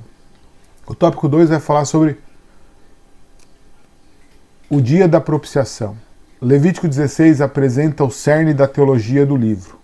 Aqui fundamenta-se a santidade e misericórdia de Deus, a eleição de Israel e a sua necessidade de perdão, e a ênfase do livro na pureza e na propiciação. Todos esses detalhes juntam-se numa mesma cerimônia que ocorre no dia da propiciação, dia que ainda hoje é comumente chamado de Yom Kippur. É o que acontece uma vez por ano. Nesse dia tem lugar a propiciação sacrificial por todo o pecado, exceto blasfêmia contra Deus, onde é denominada pecado de atitude desafiadora, e também a consequente remoção da culpa e da lembrança de pecados contra indivíduos. O ritual de sacrifício e o trabalho dos sacerdotes. Os sacerdotes tinham de preparar-se para os rigores e a santidade do dia da propiciação. De igual forma, o povo deve assinalar a importância do dia, preparando o coração e mente para esses eventos. Esse dia é um sábado para todo o povo e, como tal, é um dia separado para descanso e para Deus. Aqui tem uma reflexão teológica sobre o sacrifício, né? Deus estabeleceu o sacrifício com o objetivo de ligar Israel ao Criador dos céus e da terra, e não porque Deus precisava de alimento. Deus deseja responder às orações de Israel, dar direção ao povo e trazer-lhe a salvação. Então, o meio pelo qual Deus estabelece o sacrifício da purificação é porque o que Deus quer de fato é ter comunhão com o povo, né? É permitir que o povo tenha um lugar, né? Ou melhor, esteja ligado ao seu Criador, né? De forma santa, porque Deus é santo, né? E quando nós olhamos de uma forma abrangente, né, para esse cenário, quando nós olhamos assim de uma forma bem, como eu posso falar, geral sobre isso, nós vamos ver que Deus está fazendo um meio didático de ensinamento para eles, para a purificação deles. Então, abrindo portas e caminhos, né, para que eles continuem servindo ao Senhor, para que eles continuem andando na presença de Deus, para que a esperança deles seja renovada, para que a confiança deles seja renovada. Então Deus abriu caminhos, abriu portas. O que eles tinham que fazer era somente obedecer, o que eles tinham que fazer era obedecer às leis do Senhor e cumprir com todos os rituais que Deus havia estabelecido, e uma vez assim fazendo, Deus se agradaria, perdoaria os seus pecados, e no tempo certo, né, que nós sabemos que posteriormente aconteceu, Deus havia de limpar todo o ser humano, né, no sentido de um sacrifício só único, né, onde Cristo serve como esse sacrifício, e hoje somente pela fé, né, não mais com sacrifício, é que nós nos aproximamos de Deus, crendo nisso, né. No tópico 5, diz assim: Deus exige santidade. Os israelitas devem ser santos porque seu Deus é santo, e os separou como povo santo e escolhido. O versículo 26 do capítulo 20 está escrito assim em Levíticos: E ser-me-eis santos, porque eu, o Senhor, sou santo, e vos separei dos povos para serdes meus. Deus baseia na santidade pessoal as regras daqui. Versículo 23: Porém até ao véu não entrarás, nem se achegará ao altar, porquanto defeito há nele, para que não profane os meus santuários, porque eu sou o Senhor que o santifico. Então Deus exigia santidade, como eu aqui nesse versículo 23 está falando diretamente dos sumos sacerdotes, quando ia entrar ao Santíssimo, que eu já expliquei para os irmãos, né? Ele tinha que fazer o sacrifício por si mesmo, oferecer um sacrifício por si mesmo, para então ele estar apto para poder acessar o lugar santíssimo, que era a presença de Deus, onde Deus se manifestava. Existem também questões sobre o sacerdote relacionado à sexualidade humana. As proibição contra atividades sexuais incestuosas demonstra que Deus se opõe a abusos sexuais, ao uso errado da autoridade para tirar vantagem sexual, à quebra da confiança relacional nas famílias e ao uso de qualquer pessoa, e não importa o sexo, como objetivo de satisfação de qualquer desejo desenfreado de alguém, e essas leis continuam até os dias de hoje. Depois ele vai falar sobre o pecado do adultério, né? O Senhor lembra o povo de que o adultério é proibido. Levítico capítulo 18, nem te deitarás com a mulher de teu próximo para a cópula, para te contaminares com ela. Dentre outras coisas, o adultério torna impuro os que o comete, enfraquece os laços da família, destrói a confiança do cônjuge e da comunidade, e é uma quebra da aliança feita com Yahvé, cuja fidelidade e apego para com Israel jamais se opõe em dúvida. Então, o pecado do adultério. Depois tem a proibição do sacrifício de crianças, né? Yahvé, pois, proíbe o sacrifício de crianças israelitas a Moloque. Moloque seria um deus que existia no mundo antigo, né?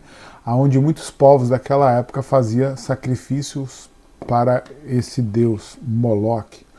No capítulo 18 de Levítico, versículo 21, está escrito assim: E da tua descendência não darás nenhum, para fazer passar pelo fogo perante Moloque, e não profanarás o nome de teu Deus. Eu sou o Senhor. Um Deus antigo que frequentemente era representado por uma estátua de bronze oca e podia ser aquecida, tinha uma cabeça de touro e braços estendidos para receber as crianças a ser sacrificadas. Elas eram queimadas. Você vai ter a imagem desse Moloque, né? Na página número 160 da sua apostila, na unidade de número 3, né, no capítulo de número 5.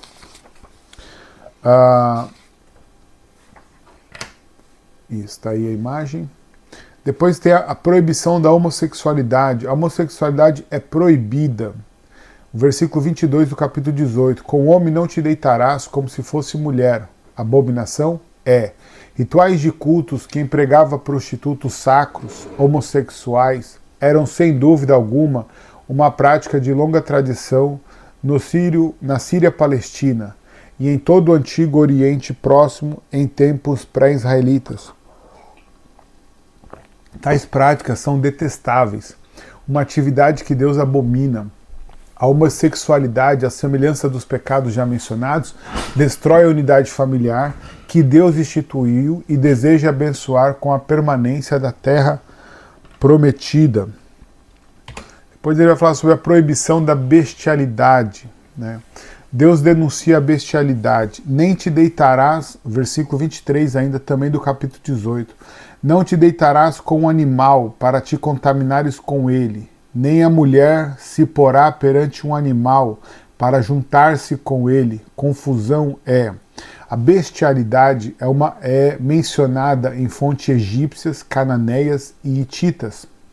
Havia um ritual cultual na região oriental do delta do Nilo que envolvia a coabitação de mulheres e bodes. Aliás, Ramsés II, possivelmente o faraó do Êxodo, reivindicava ser filho do deus Ptah, que assumia a forma de um bode. A bestialidade rompe os laços familiares estabelecidos quando Deus determinou que Eva e não o animal completasse o Adão. No tópico 11, ele vai falar sobre o amor ao próximo. Além dessas leis mencionadas, existem também mandamentos específicos sobre a maneira como as pessoas devem tratar o próximo. O mandamento sumário destaca-se acima dos demais. Não procure vingança, nem guarde rancor contra alguém do seu povo, mas ame cada um seu próximo como a ti mesmo. Eu sou o Senhor. Levíticos capítulo 19, versículo 18.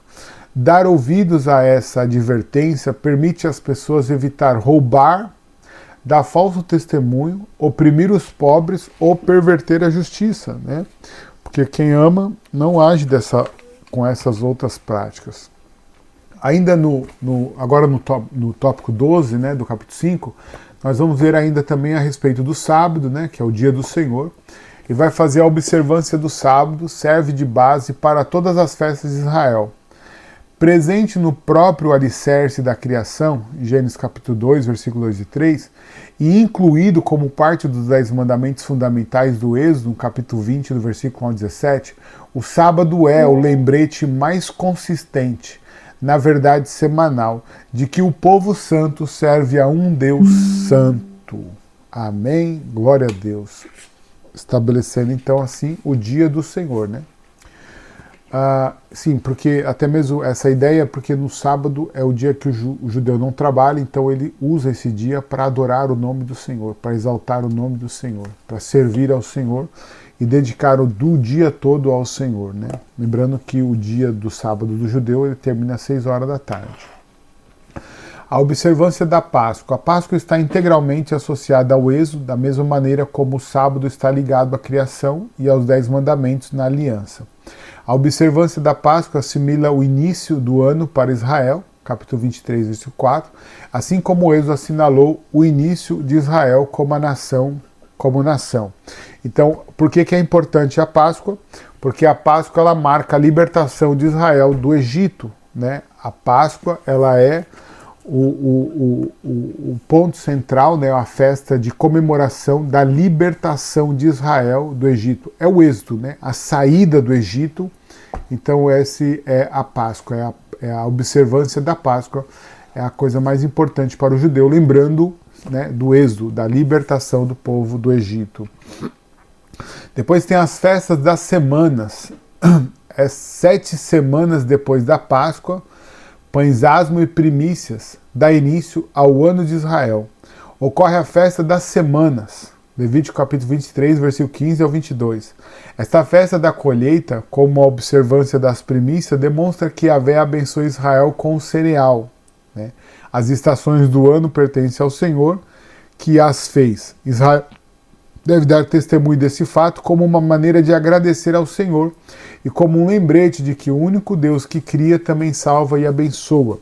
Então a festa das semanas é também conhecida como a festa das primícias, né, ou a festa das colheitas, e é uma das festas mais importantes de Israel.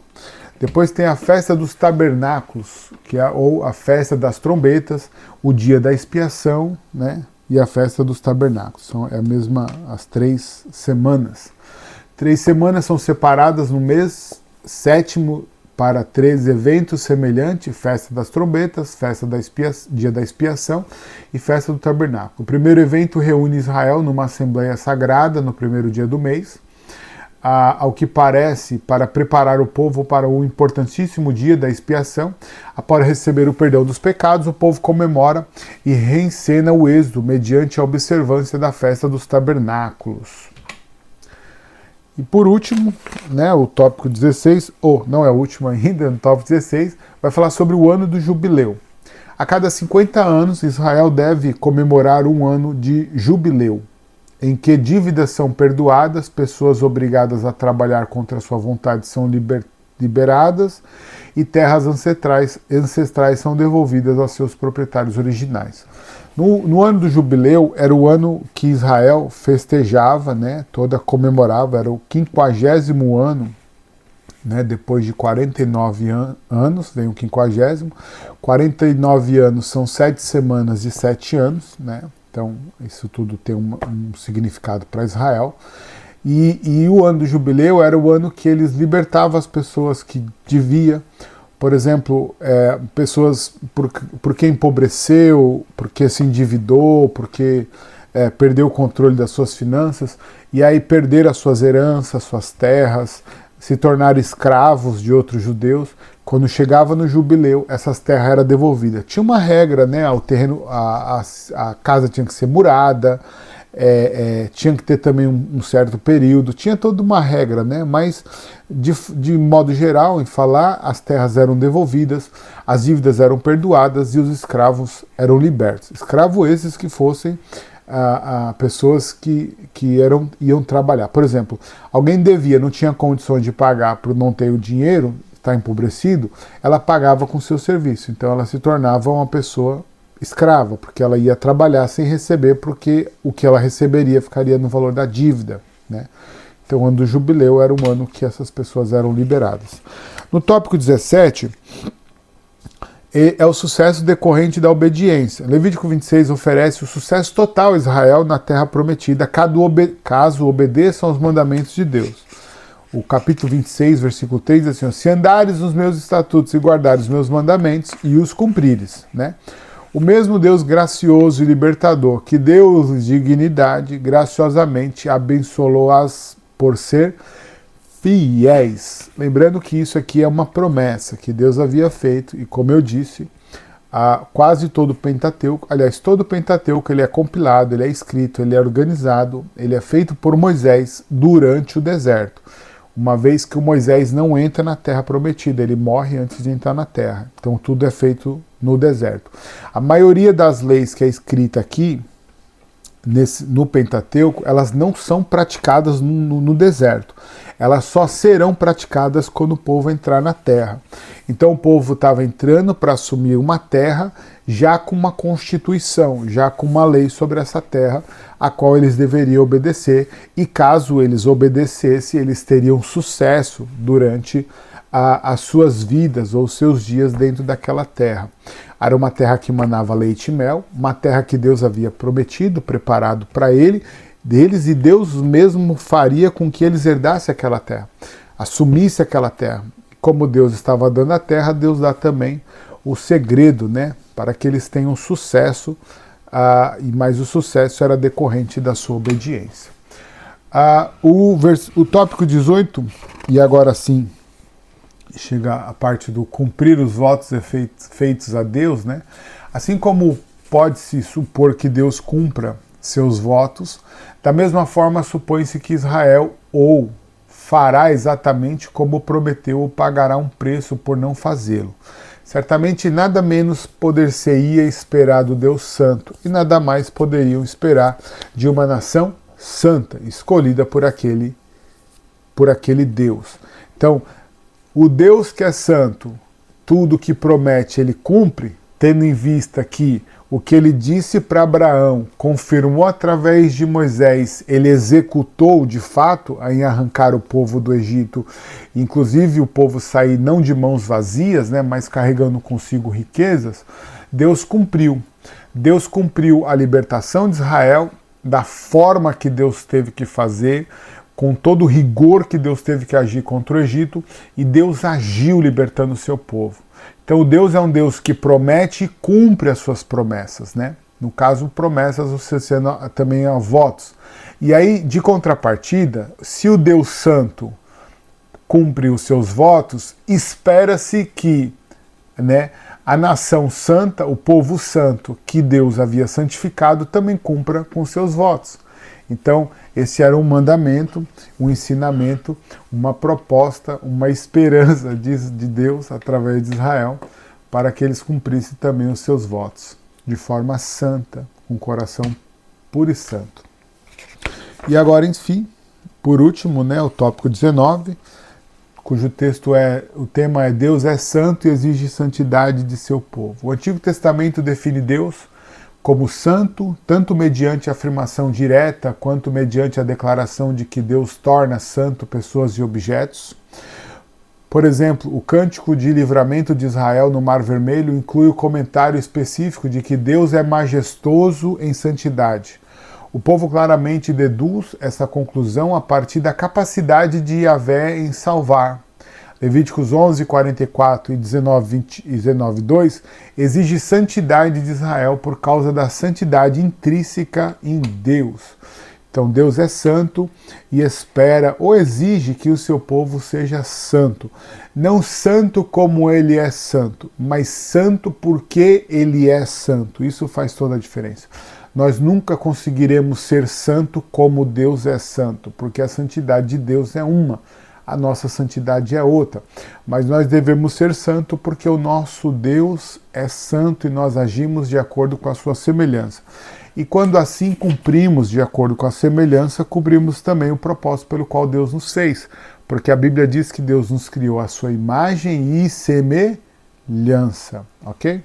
Para a gente concluir o capítulo de número 5, bem como também a unidade de número 3, eu leio a conclusão que diz assim, Levítico deixa claro que o Deus único exige santificação de Israel. Santificação. Israel deve, a todo custo, evitar ídolos e deve rejeitar as práticas de adoração dos egípcios e cananeus. Só o Deus único pode salvar. Só o Deus único faz uma aliança com os seres humanos. Só o Deus único revela padrões concretos, compreensíveis, santos ao povo. Só o Deus único tira Israel de atividades prejudiciais e vergonhosas para torná-los um povo santo. Só o Deus único perdoa sem restrição e julga retamente. Só o Deus único está pronto para dar a Israel uma terra própria. Deus abençoe meus irmãos. Eu sei que essa aula hoje foi um pouco longa, né? Mas o material também era um pouco extenso e que Deus assim nos abençoe em nome de Jesus.